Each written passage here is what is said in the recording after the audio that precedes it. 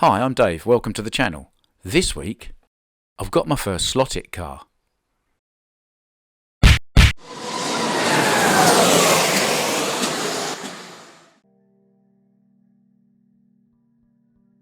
The Alfa Romeo 155 V6TI, driven by Gabriele Tarquini from the Italian touring car series 1996 livery. I remember watching Gabriele Tarquini driving a very similar car in the British Touring Car Championships 1994. He was unbeatable nearly. I think he got 14 podiums out of the 17 races he started and won the championship that year. So all in all, quite a memorable car and driver from a period of my youth when I was into touring car racing. Taking a closer look at the car now, it's a very detailed model and it is incredibly lightweight as well. Inline motor, as you can see there, and a motor pod. I do think this is probably quite flimsy, this rear wing, but we'll see how we go. Right, let's open it up and see inside. Slot-it cars only have two body screws, much like the sideways cars, because they share a great deal of parts. I may do another video about that at a later date.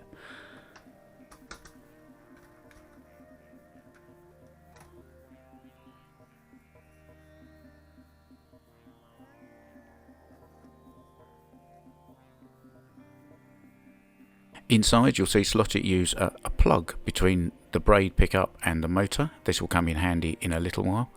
You'll see also there are pre-drilled holes in the chassis for various infrared and other sensors for digital setups.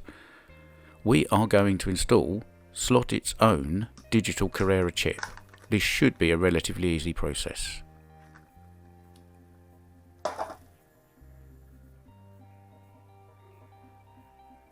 So this is literally a plug and play process.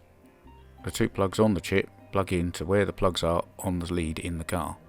It should be as simple as that. With the car, whether you get the chip or not, comes a little bag of bits. In that bag is this strange little T-shaped piece of plastic. This is the retainer clip to hold the chip into the Slot-it chassis.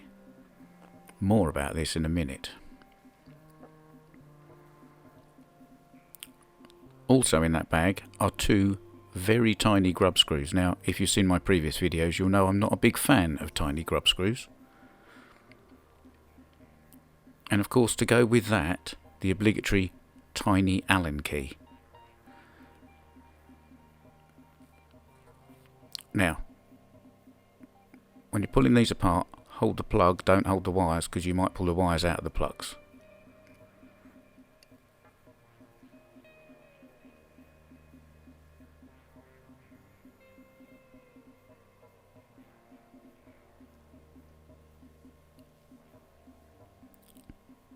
And plug the chip in.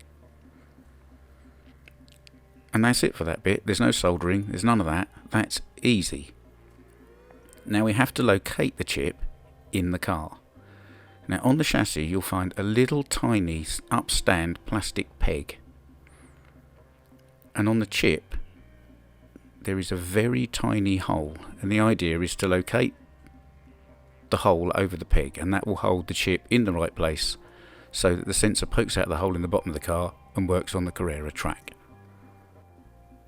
And because that part of the process was so easy, I think Slot-it have deliberately made the next bit really fiddly. So trying to clamp down the chip with this little plastic T-shaped thing is fiddly. Lots of people have complained about it, and I thought for your sadistic pleasure I would film myself struggling with this for a bit. So I tried holding the clip on, holding the chip in, putting the tiny grub screw in and screwing it in from the bottom. I mean, it's got to go through the chassis and the clip plastic and make a reasonable connection. As you can see, it didn't. More fiddling about. Put the clip back in.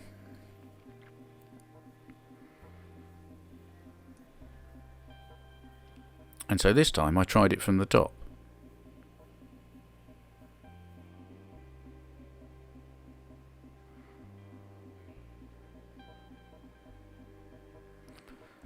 And I kind of gave it a bit of a wiggle about, and it didn't seem very secure at all. So, not being happy with this engineer's solution to the problem, I abandoned that, and if you've watched this channel before, I think you know what might be coming next.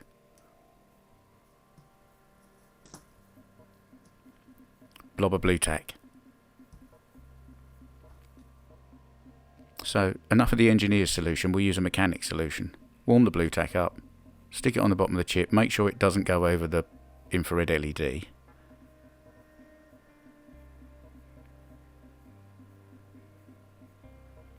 And then locate the chip back over the ped and just squish it in. It's not going to move. It's a lot less hassle.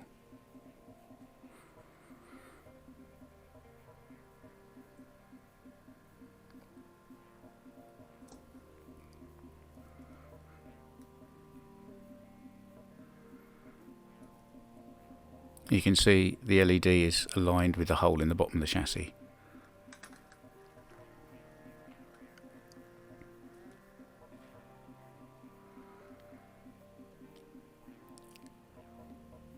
So I was just putting the body back on, and then I realised I'd forgotten something.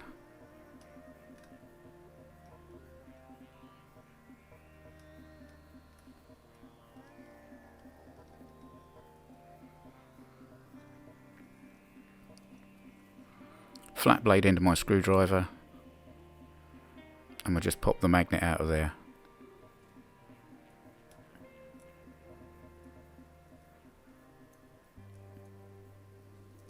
As I said before, these cars share a lot of parts with the sideways cars, and you'll see on my little pile of magnets, the ones on the top are from the sideways, and that one's exactly the same.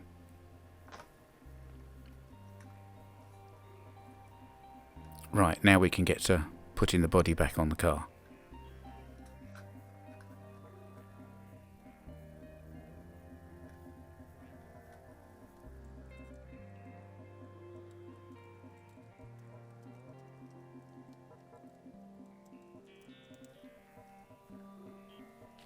So let's compare how loud it is to other cars.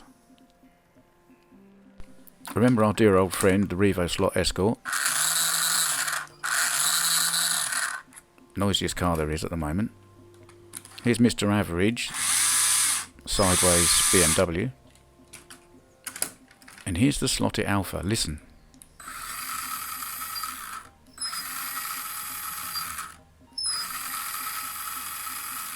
So quiet. 3, 2, 1, go! So here we are on track. These first laps are before I'd really tuned the car. The tyres aren't sanded or trued or anything. It's just straight out of the box. These cars are hobbyist cars, and they are not set up when you first get them. You need to tinker with them, you need to work on them. They're an enthusiast car, you're supposed to enthuse about them.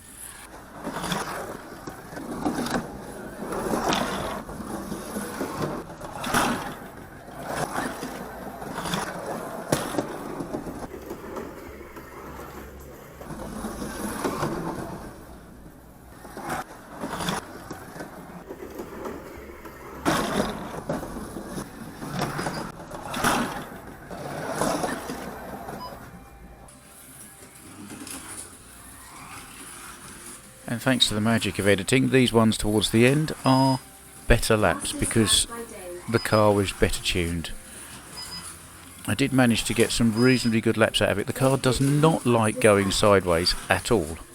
You really do need to get a good lap out of it. You've got to keep all the wheels in line and drive as smoothly as you possibly can. And then it's quite a satisfying car to drive, really.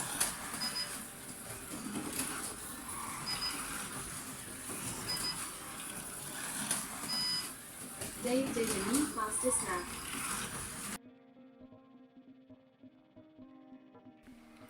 So let's look at the time I managed to post with it once I tuned it up. As you can see, it's down there next to the Revo Slot Escort, which we tested recently. It's very close to that at the moment. With a lot more tuning, I think I could get both of those cars further up the list. And everything you see below that into the 7-second mark is actually just the standard Carrera cars that I've got. Once again, thank you for giving me 10 minutes of your time to watch one of my videos. If you liked it, you'll find there's a button specifically for that. If you'd like further updates of new videos, press the subscribe button, and please also check out these other great slot car channels.